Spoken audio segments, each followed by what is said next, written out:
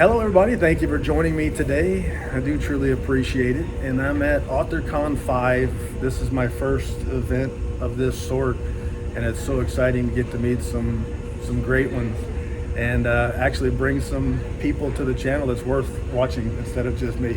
But I'm here with Tim Waggoner, and I'm saying that right or not? Yeah. Okay, I don't want to look like a fool on the internet. No. People say it all kinds of. My family says it different ways. So. Got it. And Tim Waggoner, and you, I've seen your name for years and years. As a book collector, I've got a lot of anthologies, and of course you've got stories in a lot of anthologies out there. But lately I've been seeing your name a lot because you're writing novelizations for some big time horror movies. Mm-hmm. And the first one I got that had your name on it was Halloween Kills. Mm-hmm. And so I'm a big fan of movie novelizations. Back in 94, the first one I read was a novelization for the movie, a novelization for a Van Damme movie, a science fiction time travel Van Damme movie. Oh yeah, Time Cop? Time Cop, there it is. I read that novelization. My mom gave me a stack of used books and I read that one. Mm-hmm. And I had so much fun with it because I'd already seen the movie, but now I'm reading a slightly different story, right? Picturing those characters, and in some cases it would give me more information, things that I wondered about, or it would tell me more about characters and stuff like that. So I'm a big fan. And now you're writing, you seem to be seems like the novelization guy lately. Yeah, just lately. Yeah. Just kind of how it worked out. Yeah. See what happens in the future. But. Yeah. And Alan Dean Foster, you know him? Well known for novelization. Oh yeah, I read his novelizations when I was in high school. Okay, so you've read a lot of them as well. Yeah. Good. I wanted to ask you about that too. But he's written a lot of other stuff, but mostly it's his novelizations that he's well known for. So when you're writing novelizations, the first thing I want to know is it feels like you don't get a lot of creative input. Is that wrong? You mean like from the studio, the screenwriters? Well, I mean from your vantage point, as a writer, as a creative person, I see. Are you able to be creative still? It depends on the project. Yeah. The most of the ones I've done, as long as you don't do anything too ridiculous, they don't seem to really care what you do. So I just add things. But with the Ty West trilogy, Expert and MaXXXine, he refused to have anything added, which is that's why this is so slim. Yeah. And that was fun. When you do things like this, any kind of tie-in work, it's work for hire. They're the boss in a way that when you write your own stuff, you're the boss. Mm-hmm. So you have to kind of, that going in. So that wasn't a problem. Now I did Terrifier 2 and 3. 3's not out yet. But, I was so excited to see Terrifier 2 in a novelization because, like I said, they've almost gone away, and I'm glad to see some people are getting novelizations made for their movies. So I was excited to see Terrifier 2. Yeah, and I was speaking to Kat Fuller. She was on my. I did a workshop today on writing the Italians, and she's been kind of like indie publishing them. She reaches out to like smaller studios, and she says, let's write this. Let's put the money 50-50. I'll do the publishing costs. And so she's building like her own kind of indie novelization company, which is a pattern that I've never heard of before. I knew some small presses were starting to do that on their own, but here's somebody who, and I won't say anything about it because I don't know if I can. But, Brian King and Laura Hightower did the same kind of thing for what they're going to do. So the idea that there's like an indie, it never would have occurred to me. There was a way to have an indie presence in novelizations. It's neat, and there are a few, and I can only think of one off the top of my head. Encyclopocalypse is the name of this press, and they're going back in time and doing novelizations for movies. And some of them are movies I've never even heard of. Right. But some of them are movies that I was really excited to see. Attack of the Killer Tomato is a novelization. Holy cow! Yeah, I have not read it, but when I mentioned it in my workshop today, a couple people talking about this. Yeah. So I recommend it, even though I haven't read it. It's Jeff Strand. Everything he does is great. So. Yeah, that's exciting, and I like to see him coming back. But you've done Terrifier, and you've written Terrifier 3 as well. Yep. It just isn't available yet. Yeah, I don't know when it's going to come out. It's since it's set at Christmas, maybe. I'm just guessing. I don't know, but maybe around Christmas time. But what I was saying earlier about those two is that they let me add whatever I want because they came to me and it was the first books they did, just like the A24 books, the first ones, first fiction that they did. And they weren't quite sure what they wanted. So they go, yeah, we think 100,000 words sounds pretty good. And I'm like, novelizations are usually 80,000. Okay, I just said, I got to add some stuff. I'm like, yeah, whatever. Nice. So yeah, I have all kinds of, I guess it's input. I just do what I want and they seem happy with it. So did you find that story to be sick and twisted, or is that right up your alley? Me Terrifier? Yeah. Yeah, no, I didn't find it sick and twisted because I think that it does play with, with art especially. It plays with, this is just kind of fun and games. It's a spook house thing. And then the next thing you know, he gets this dead look and he'll commit the most horrible atrocity. So it plays with audiences' reactions to all this. And I think that's really cool. But, no, nothing. It's just a movie. Yeah. It would be like if I was reading a nonfiction, novel, or not novel, book about a crime, and it had those details, then I would find it. Got it. And I think for me, that's kind of the line with the Terrifier series, is it's too over the top for me to take it seriously enough to be offended by it. Right. Now I wouldn't want my kid come in while I'm watching it and say, "Daddy, what are you watching?" Right. But at the same time, I can watch it and it's gore everywhere and over the top kills. It's not realistic to me. Right. It's not as disturbing as something subtle that really happens to people every day and stuff like that. So for me, that's a pretty easy distinction for me to have for it. And they visually make sure we know. I mean, blood is redder than real blood. It's always a uniform color because blood come in different places can be slightly different colors. My wife used to be a paramedic, so she's like, if she sees any stuff like that, she's like, nope. But I tell her it's so that the audience has that buffer. Yeah, it is. It's like you said. It's an over the top. It is like a clown show. A clown's perfect for that kind of thing. And he's such a spooky character because he seems so innocuous physically. Right. The paint's a little bit creepy, but then he flips a switch. Right. The expressions, the features, the body activity, and things like that.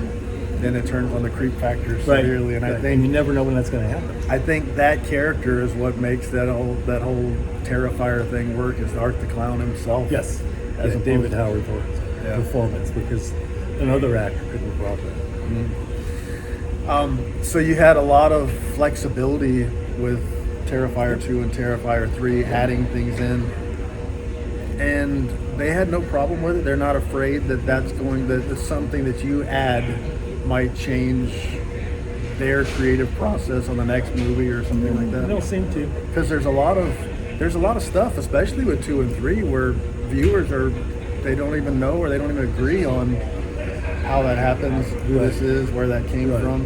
But you got the luxury of being able to decide some of that in your novelization. Yeah. And for the script for Terrifier 2 is exactly the same as the movie. We filmed everything. Very, very small details. They just kind of changed when they shot the scene. But Terrifier 3, he left out a bunch because the script is as long as Terrifier 2, but he decided not to shoot it. Yeah. So that was nice because there's stuff that he said he wished he could have shot. And I'm like, well, at least I can put that in. And so that's really cool. And some of the scenes that were pretty hard to watch in Terrifier 3 were worse in the script. So I put all that stuff in. But yeah, it was, I don't think they worry about it. But the thing is, when you do work for hire, whoever owns the IP owns everything you've written. And so if they liked something I did and wanted to put it in, they could. They don't have to ask me. So I would be flattered if they did. Yeah, you've already gotten paid, so you might as well see some of your work on the screen. But so I just with the third one, I went a little farther to start to make up a mythos for why these things are happening, or at least sort of hint at it in ways. And I thought for sure they'd be like, "Oh, take that out. Don't call it that. Don't do this. It's not what I was thinking." For that one, but no. Yeah, I wouldn't have thought that at all. I would have thought they would be very careful about what kind of creative input you can have. Right. But that's neat. It'd be neat that they're not that way. They're letting you write. I think like in maybe the 70s, early 80s or whatever, it was almost like the movie people were like, the novel's its own thing, we don't worry about it. They may still check it and everything, but they're not. Halloween is proof of that, right? Yeah. The movie Halloween. Have you read that novelization? Yeah. It's crazy the things they added into Michael Myers' backstory. I wondered how could they get away with that, but I guess, like you said, they don't care. Just put the book out. Who cares? Yeah, and it's like if you just for fans, one of the things that, like you were saying, it's a different story because I already have the movie. Why do I want the movie replicated with words on it? I can read the script if I put the script out. Right. I like having a slightly different version. So one of the things I did for my daughters when they were growing up, because they're growing up now, one of the things I did was when I saw all the Star Wars fans just getting upset about minor deviations. Whenever I'd show them something like Disney's Peter Pan, I'd find every version of Peter Pan I could find to show them. Yeah. So that there was never going to be, there can only be one. Because it limits your mind, it limits your imagination so much to think that. Yeah. Well, look at Dickens' A Christmas Carol. Yeah. There are so many beloved, fabulous movies. Right. Everyone's different, and everyone's different than the original story too. Right. So I love that set. I watch all those movies every year at Christmas time. I read this. It's a very small book, so it doesn't take much work to read. Yeah. When I was a kid and read it for the first time, I was, because I'd seen movies, I was surprised how small it is. Yeah, so I like that, the different ways that a same story can be told. And with novelizations, I've enjoyed the gambit. So there are many that are much different than the book. It's almost like they weren't, and a lot of people will assume maybe it's an early script and they just changed a lot before it got to the movie. And then in some cases it's the author himself getting lots of creative license to be able to change it. But then there's others that are practically the same that I've loved. Have you ever read the novelization for The Terminator? No. And that novelization is almost exactly the same as the movie, except there's more backstory for the character. Okay. And so there's some of that stuff. The movie is exactly in there, but then they give you a little bit more about some of the ancillary characters and some of their interactions that weren't filmed perhaps. But that novelization is one that I think that's probably one of my 10 favorite books I've ever read as a movie novelization. So the Gambit, it's neat to be able to have something that's far different as well as something that's pretty much exactly the same. Right. And that goes for books too. There's typically people will say the book was much better than the movie. Yeah. But there are movies that are better than the book. Oh yeah. And then there are movies that are exactly the same as the book. So I like that, like the Exorcist. Practically, they shot the book. The Godfather, for the most part, they shot the book, and it's still a joy to read. Right. So you also did the X series, and they're all out now. I got MaXXXine from you yesterday, so I've completed that. If it's a trilogy, I've got the set now. And that one was much more strict. They wanted you to write what they wanted you to write. Yep. Yeah, Ty West is just the script.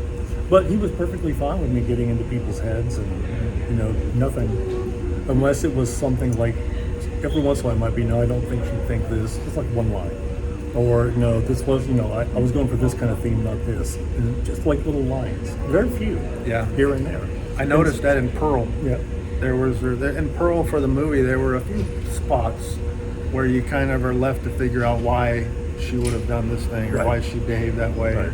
And in the book, you kind of explained that for us. Yeah, no, he was fine with that. Yeah. When I noticed with the first one, he didn't, want to change. I thought, okay, I'll push it a little farther with this one. I see. But also, the Pearl script it did have more scenes that he didn't film. Oh, okay. In it. So, I mean, I did. So if you see anything in there that's not in the movie, it's from the script because I couldn't make up scenes. I couldn't make up the stuff about, what people were thinking and feeling. I could do that, which I did based on being able to see the actors' performances. Because usually with a novelization, all you get is the script. Because the movie may still be in production when you write the novelization. But with the Terrifier books and the X trilogy, they were all out. MaXXXine came out just as I finished the movie. Came out just as I finished the first draft, and so I was able to go ahead and, okay, quick, what's she wearing in this scene? What's happening here? So I was able to go ahead and do that. But that makes a huge difference because then you can actually incorporate the actors too, not just the scriptwriter. And you can incorporate the director because you can see how the director put it together. Right. So it makes it, for me, there's more to draw. Right, because otherwise, when you get a script to write a novel, you're like the actors and the director and the set designer. You're the whole production company with all that, with just not the script writer. And it can be a little harder. You have to kind of give up saying, I wonder what it's going to be exactly like in the movie because you're never going to know. Right. They don't show you anything ahead of time. They don't have anything to show you anyway at that point. They don't give you like production stills or anything. You get the script and that's it. Yeah, it seems like a completely different type of writing totally, and with other people telling you what you can and can't write. So I can see how some authors might be able to fit there just right, and then others wouldn't be able to play that game or do that thing. So as far as novelizations go, are there more in the works besides those two series? I just had two that fell through because of rights issues, and so I don't. Right now, there's nothing on the horizon, but you know, probably, hopefully, Terrifier 4 and then the original Terrifier. That's one I'm looking forward to. But so far, nothing. I don't even know if I have a script for Terrifier 4 yet. Got it. So the original Terrifier is a possibility. You're just not sure about that. They've the Bloody Disgusting people, they're the ones that oversee the whole project, and then they partnered with Titan Books to bring it out. So yeah, the people at Bloody Disgusting have mentioned a number of times having to do one. It just hasn't been a contract. Yeah, that would be neat. So going back and now writing a movie that's been out, a book for a movie that's been out for years now, how will that be any different sort of a challenge for you? Well, doing the first Terrifier would be great, especially if I finish 2, 3, and 4, because then I can go ahead and seed in things. Like if there's a character in 4 that doesn't show up until 4, I can still put them in what they were doing that night. Yeah. When Art was doing this thing in that first movie. So yeah, I'm looking forward. And plus, the movie begins with Art just walking into the pizza place. So what was he doing before that? Right. Who knows what I can do. Yeah, the sky's the limit. So yeah, and of course you'll have to expand it to 100,000 words. So I mean, maybe this is off limits. I don't know, but I don't know anything about authors' finances in any way.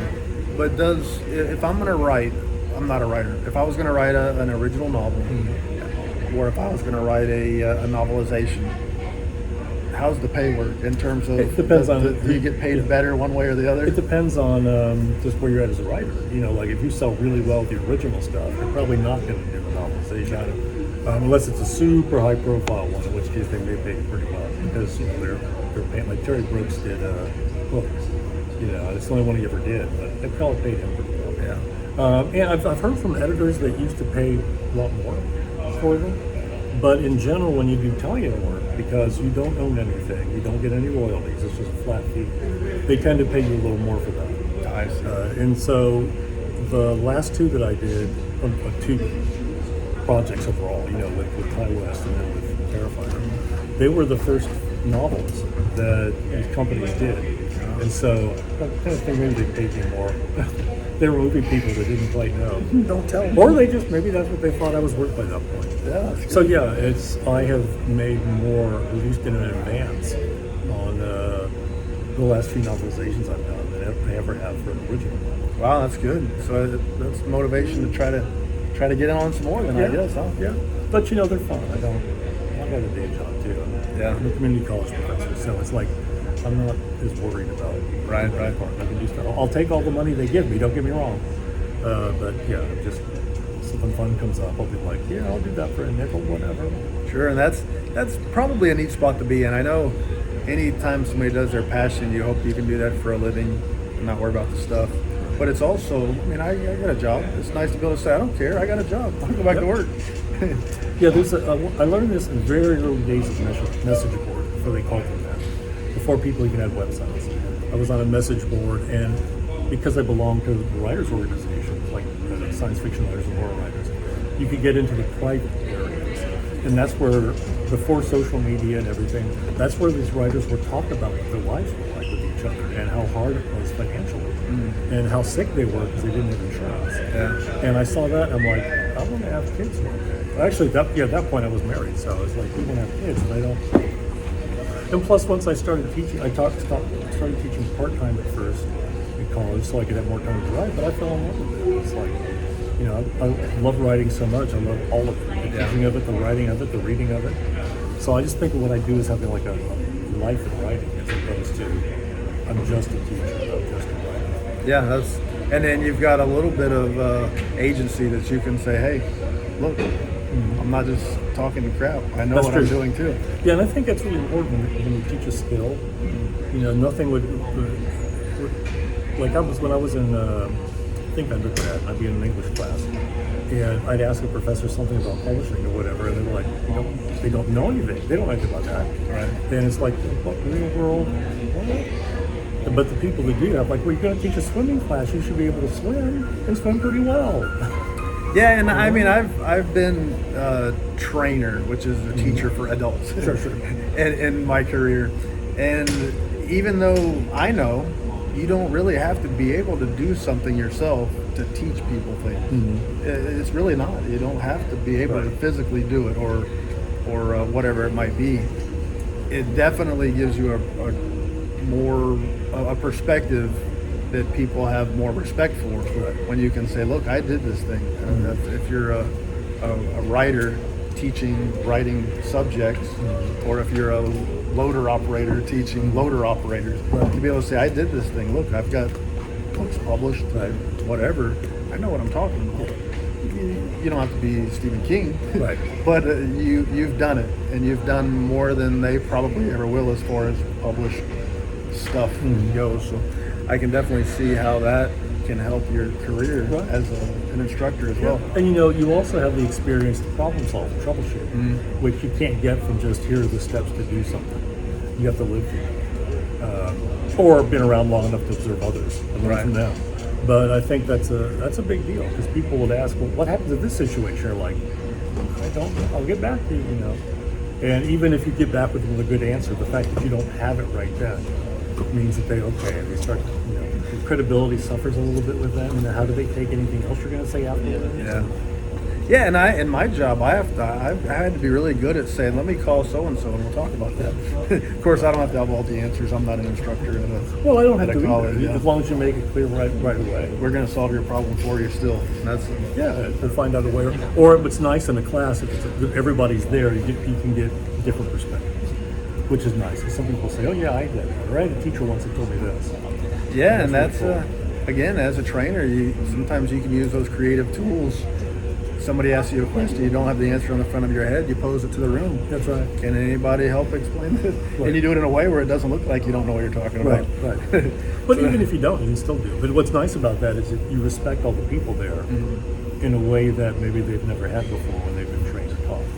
You know, they're just talked to in both situations maybe, as opposed to contribute. You have things to contribute. Yeah, very important. Now, you talked about having read Novelizations long ago. Can you tell me some of your favorites, besides the ones that you've written, some of your favorite movie novelizations? The first Star Wars novelization was great because it ended with Luke and Leia living happily ever after. That's pretty much what the last line originally said. And they took that out. Yeah, well, it said written by George Lucas on the front, and then when you find out later, it was Alan Dean Foster. Yeah, right. Yeah, and I thought it was so funny, because that's one of the reasons why we were all so shocked with it. Wait, what? She's right. What? That's my sister. Well, way to open up an uncomfortable can of worms there. Yeah, that's right. But that's all right. Worked out in the long run. Yeah, and then he wrote a sequel to that. Yeah, Splinter in the Mind's Eye. That's right. And I found that at a bookstore a couple months ago. I've got it set on the shelf. I haven't read it yet. But have you read that one? Yeah, it's been a long time since I read it, but it's pretty interesting. And it's I don't remember what they would call that, but it's a sequel to Star Wars, but it's not part of the Star Wars canon in any way. Yeah, I imagine just like a regular tie-in, because sometimes they'll do that. Like I think Chris Golden did like a prequel to the latest King Kong movie, the first one.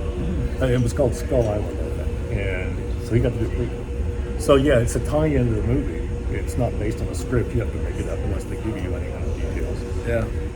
But yeah, I think it's really cool. I read it. I remember enjoying it. I remember it being different. You know, because I'd read it after a number of movies had come out. My favorite, like early Star Wars, it was like fan fiction. It was in Famous Monsters of Filmland, and they published a story this guy wrote, and in it, it turns out that Darth Vader is actually a good guy, even all the stuff he does, he's balancing the Force and all that. And then he dies in the story, and Han Solo takes over as the new Darth Vader. Wow. And the very last line is something about like the people in the Empire wonder why he's always got this Wookiee dog walking around with him. And so it's just really weird. But it was a lot of fun to see that kind of, just weird twist on it that somebody was doing. Right, that does sound interesting. And fans can come up with some creative stuff because ultimately, more than anybody else, they probably study and pay attention and wonder and think about the subject or the movie or whatever it is, probably more than anybody else. Sometimes fans go too far. Yeah, and it's the hardest thing sometimes when you write when there's a big fan base. Like I did some original supernatural novels. First one I did, I'm like, I can imagine millions of fans right behind me. That's my story. Yeah, each of them have their own version. Nope, there is no one supernatural because everybody perceives it a little differently, or they emphasize certain things that they like more than others. And so whatever you write is not going to match the vision. So you have to write your supernatural novel or Star Trek or Star Wars and do your best. But it still has to be your book in the sense that, it's your vision, it's your idea, and some people are going to like it. So short fiction, you've written a lot of short fiction. I know because your name is in a lot of anthologies that I have. But writing short fiction as opposed to writing novels as an author, what's the difference for you? Or how do you decide I'm going to write something short or I'm going to write a book? How does that whole thing work? For a lot of years now, I'm lucky enough that people ask me to contribute like to an anthology. And so then I'm like, okay, I'll write a story. Got it. And sometimes there's a theme to it. Like a lot of people have had me sign my story in, I think the anthology is called Fear of Clowns. It's all the stories are about fear of clowns. And so okay, in that case I'm thinking strategy. Like I can't do a clown story like everybody else would do. So what do I think most people would do? And then how could I do something different? Because you don't want your story to be rejected because you're like, oh, somebody else just wrote one about a clown that drives this clown car down the road. You don't need another clown car story. Or like the clown car version of Christine, where the clown car's alive. So do that. But when it comes to just me, it's usually like an intent. Like I want to write a short story. I want to write a novel. Sometimes, if I just feel like I want to write something, and or I have an idea, I just jot it down in a notepad app on my phone. And something I think will make an entire story doesn't. But it's not until I put it together with two or three other things. And then sometimes I'm like, wait a minute, that's enough. And that's fine. I'll go for that. The short stories, it's so compressed. So, it's good. You try to make it not but a big thing because you can't. It has to be smaller.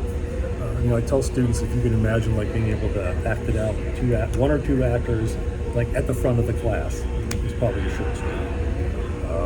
It doesn't mean you can't change settings or time frames. You can make it more complicated. But in general, the more compressed and focused it is, the better. And so for a lot of people, I didn't like short stories growing up that much. I like novels. I like being able to be immersed in a story, to kind of sink into it and live there for a while. But when I started at 18, I decided I want to be a writer. I'm like, okay, I want to be able to try and do short stories too. So I started reading more. And I still sometimes, when I write a short story, I almost literally can feel my brain cramp. Because it's like you have to really... But that's why a lot of people say it's so much harder to write short stories than novels. Because the novel's a more forgiving form because you have room. And if you do something in one scene people don't like, you got a whole bunch more coming out. But a short story, if you mess up a scene, you only have like 3 scenes in the whole thing, so... Yeah, and as a reader, I started reading like many kids because the teacher made you read this book. Right. And when I started reading for fun, it was still an investment and a little bit of work going in. Mm-hmm. So I would decide I'm going to read this book, and I would say I'm going to read it for 30 minutes or an hour every day, sit down and start reading. And with novels, I would feel like that first break-in part was tough, but it was worth it. Once I got past 30 pages or so, I'm in the story, I'm good, I can't wait to get back in. Right. And so short stories were off-putting to me because it was over and over and over having to start that process again. And so for a long time, I didn't read many short stories at all. And then probably in the last 3 or 4 years, I would just discover authors that I liked and put a little chapbook out, and I'd read it and say, wow, that was so much fun, I want more. So I've started now learning to appreciate that. With a short story, you've got to get in fast. Yep. You don't have much time, so you got to get your reader in quickly. And that's where I realized it's not as much of a slow start as many novels will be. It takes a little while to figure out who's who and what's what and such as that. So I'm becoming a fan of short fiction and now going back and reading a lot of these stories from 40 years ago, 50 years ago, and such as that. And do you read one at a time, or do you read like one after the other? It depends. If it's for me, if it's a collection from an author, I'll read the whole thing. Okay. But when it comes to anthologies, a lot of times I'll go back and say, okay, I like this author. I've got a few here, so I'll go pull it out and read it. And the bad part of that is there's some great work that's probably buried just because I didn't know the author. Mm-hmm. So I've got to get better at that too, completing the anthologies as well. Yeah, there's only so much time in human life. You don't have to. There's something you don't want to read at 5. That's right. I've got a lot of books, and I did the math, and I probably won't live long enough. Yep. Same. So you've got books that you might not be able to get to. Yep. Yeah. And I've seen all my reading, because I write so much, I don't have as much time to read. Right. Yeah. So a couple of questions about that. You mentioned you've started off on something that you intended to be a short story, and have you ever then decided I can't make this a short story? It's got to be longer, a novella or a novel or anything like that. Once you've started writing, You know, it's maybe in the beginning, but ever since, for years, like late 20s to early 30s. I'm 61 now, so for years.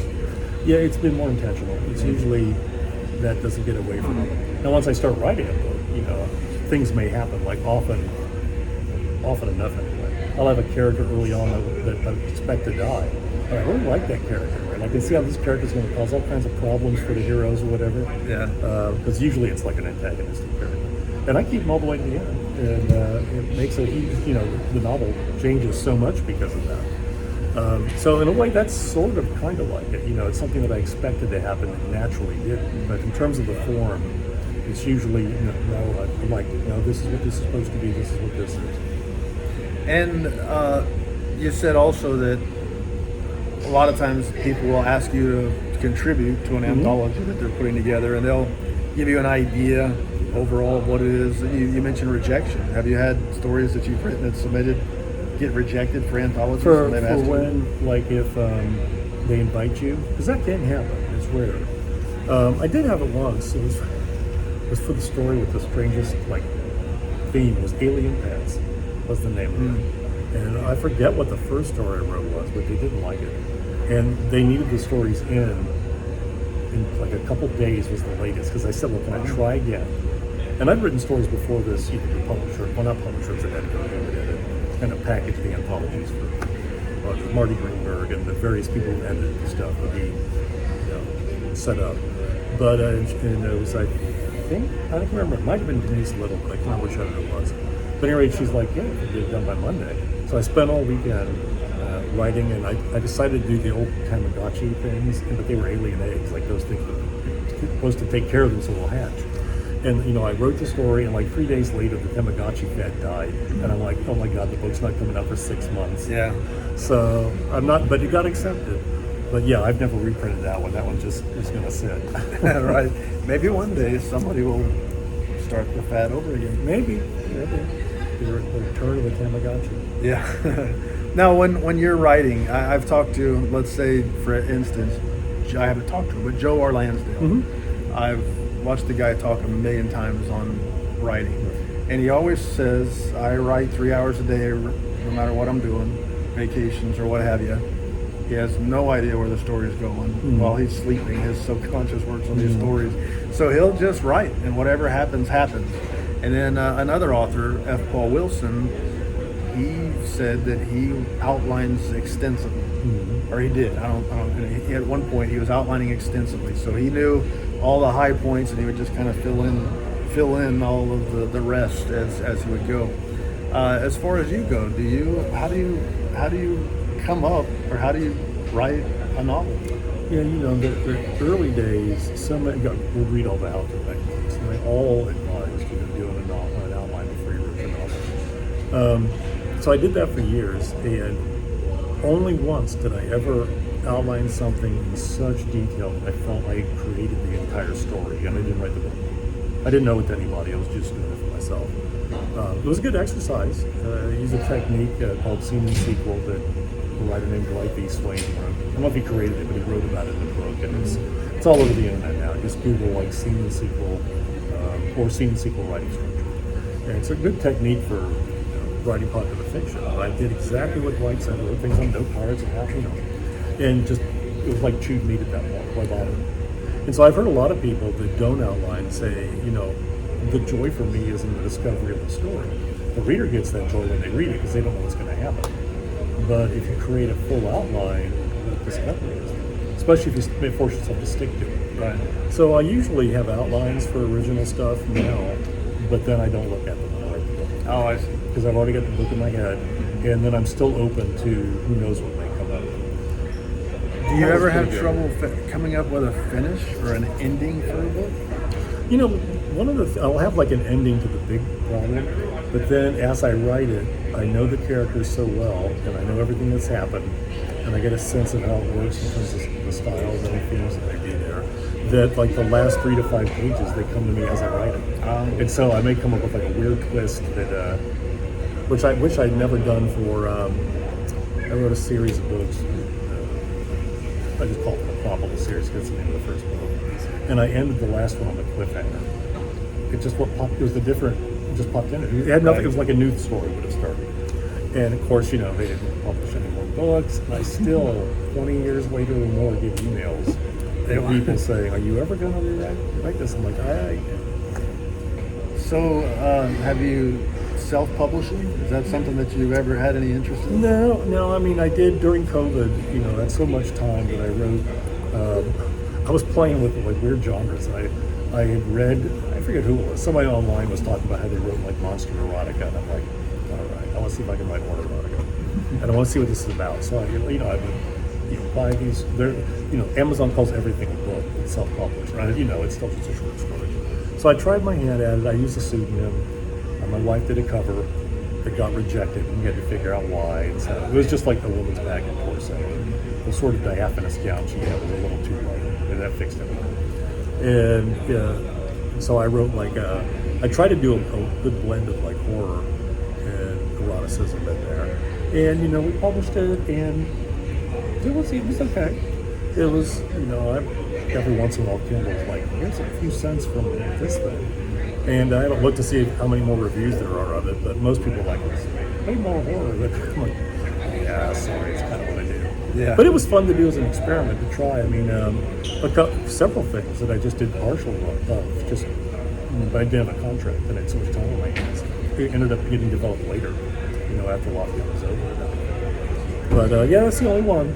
And if you want to know what it is, you got to email me. I got to email you. Yeah. Okay. Or I'll tell you once we're done. All right, sounds good. If you want to check it, but yeah, I was just curious because I was starting to read and learn more about self-publishing and how things were done on Amazon. There's a writer named Chris Fox who does a lot of self-publishing, but he's also got a lot of how to self-publish books. And I forget the name of one of them, but he had a formula for how you could analyze Amazon and do this and figure out what, don't pick the whole genre, but what kind of fantasy, what kind of mystery that you would decide to do. And I was learning all that stuff, and so that's why I thought, okay, I don't know if Monster Rock is that high up there, but you got to write what you're interested in, not necessarily what's selling. Yeah, I guess. Yeah, and it was just just an experiment. But it was not something I'm replicating because obviously I didn't care for it that much. It was just fun to try for one day. But I haven't taken it down. It's still on Amazon. Yeah, I'll have to find out what that is and give it a shot. I'm kind of I've never read any. The closest I've gotten to erotica was Lawrence Block. Yeah. And he's dabbled in it a few times. Or a lot, actually, over the years, but I've read some of the stuff where he's dabbled in the into. 60s. Yeah, and for the most part nowadays, looking back, it's more like, wow, that's a little bit close to sexual assault as opposed to... Well, that's true. Some of that stuff doesn't age well in those terms, but the actual descriptions of the acts aren't as graphic as a lot of stuff might be these days. But I'll have to find out about that one and read that. Yeah, he did, and it was one of his burglar mysteries that he does. They're lighthearted things, and they're narrated. He likes to write first person a lot, so it's narrated by the main character. And so he's like, you never know for sure how they're telling the story. Are they telling it to somebody in a bar for 5 hours, or how are they doing it? But evidently, this character is writing it down. Because in addition to being a burglar, he also owns a music bookstore. Yeah. Bernie Rodenbar. Yeah, that's right. Bernard Rodenbar. I love this whole series. So very early on in the book, he talks about how the old, like he likes the old-fashioned books where if there was going to be a sex scene, it's just ellipses. So, and then like 70, 80 pages later, you know, the chapter ends with him and a woman, you know, in his apartment, and then it's just the next chapter is all it is the ellipsis. That's it, and nothing else. And I'm like, what a way to set up a joke and then have that payoff, you know, later on. Right. Yeah, he's one of my favorites. And when I started as a book collector, I mean, I collect books and I'm a reader too, but as I started deciding I was going to collect books, I had to go get the Burglar series from him, and I then had to go try to find signed copies of all of them. Yeah. Which is one of the things I love about something like Authorcon, because I love books, but I love to have signed books. Yeah. And so I get to bring you a stack, get you to sign them, and then whatever ones you have there that I think I gotta have, I get to buy one and get you to sign it in person. So for a convention like this, I'm assuming it's fun. Yeah. Getting to see a lot of authors and a lot of fans and readers and stuff like that. Do you also get to sell a lot of books? You know, a good amount. I mean, I'm not here to, I mean, I bring books because I know people want them. And I also, as a teacher, because I teach creative writing too, and also about how to publish, I realized a few years ago, I don't know a whole lot about how to sell books at cons. So I try to learn as much as I could and actually go do it. You know, I enjoy it just fine. The most important thing is just, you know, that people, you know, they're interested in reading something you wrote. Right. And it reminds you of that, because sometimes you can forget. You know, I'm lucky most of my reviews that I find are pretty positive, but not all of them are. And I try to read all of them to learn from them, at least in the first few, like, couple months after a book's released, to see if did I do what I wanted, is there something I did unintentionally that I didn't want. But yeah, sometimes it's hard to, you don't really have like a person's face. And the internet can be ruthless. A lot more people are liable to say negative things than positive things. Right. But also, if you're not careful, a writer can be at home writing books, and the readers, you don't see them, you don't talk to them, you don't hear from them. So today we have the internet, so you can read a lot of stuff, but it's not always a true representation of across the board opinion of your writing. So when I walk in here and I'm looking at all these authors with books with great covers, and I walk up to a table that's got Terrifier 2 sitting up front looking at me, and then MaXXXine and Pearl and X, that's got to be a magnet for eyeballs to look at your table from people that don't know anything about it. That's true. So because they know those properties. Yeah. And softcover books are it's surprising to me how the price has gone up on them. But still, it's still cheaper than a $30 hardcover book. Yes, a lot of others will be selling there. But I've never been to one of these, and it's so cool to be able to look and say, oh, I know that person. And it was great to be able to see you doing what you do, talking to readers, selling books, talking to other authors, but then see a table full of your stuff and be able to get you to sign it right then and there. So I enjoyed it, and I sure do appreciate you coming on, giving me a chance to talk to you a little bit. Sure. Getting to figure out a little bit about how the novelization stuff works. I've always loved them and I've always read them, and there's sort of I guess it's a genre of literature that doesn't get a whole lot of respect. Right. But I have a lot of fun reading it, so anyway, it's good for me. What kind of stuff do you have? Do you have anything coming out in the near future that you'd like to talk about that maybe we don't know about? Or yeah, I mean, I haven't announced it, so it's out there, but in general, I do have I've done like a number of how to write books, writing horror mostly, but I have one coming out in May that's about writing tie-ins and novelizations. Awesome. Yeah. I'm not a writer again, but I like the thought process going in. Yep, and that's one of the things my editor said when she read it. She goes, I think a lot of people just will be interested in how this is done, along with people who want to try to write this. Yeah, very interesting. Yeah. It's called Just Add Writer, Be Out in May. Just Add Writer, Be Out in May. Excellent. I'll have to read that. I read Alan Dean Foster's something similar. He called it The Director Should Have Shot You. It's on my Kindle. Yeah, I haven't read it yet. I think it was The Director Should Have Shot You. But it was so much fun reading that. He would explain a little bit about his life, and then he would go into the first novelization and how that went, and into the next one and the next one. So it was a neat storytelling as well as inside or behind the scenes Right. stuff there. So I had so much fun with that. I'll definitely have to check yours out. Sounds like a lot of fun, and hopefully you'll keep getting those work for hire opportunities to write some more. I mean, I also have a Conan the Barbarian novel coming out in October. Awesome. So- And I've always struggled with fantasy, but for some reason Conan is okay with me. Yeah, you know, I grew up on it. it just kind of clicks, whatever it is. Yeah. It helps, I think, with the sword and sorcery that it tends to be low magic, so there's not as much magic in the world, you know, and it tends to be usually a threat. It's not like, so I think it just works better because you can actually take the magic out and still you can just set it in a different world if you want, or you can write it in our world, you know, way back when, and it still have pretty much the same kind of story. So I think that really helps. Yeah, well, that's really cool. Well, anyway, thank you for your time, man. Oh, I sure. Thanks so appreciate much you for having me. stepping out and giving some schmuck a chance to pick your brain a little bit. I've had a great time. Oh, well, I did too. So thanks. All right, well, thanks, man.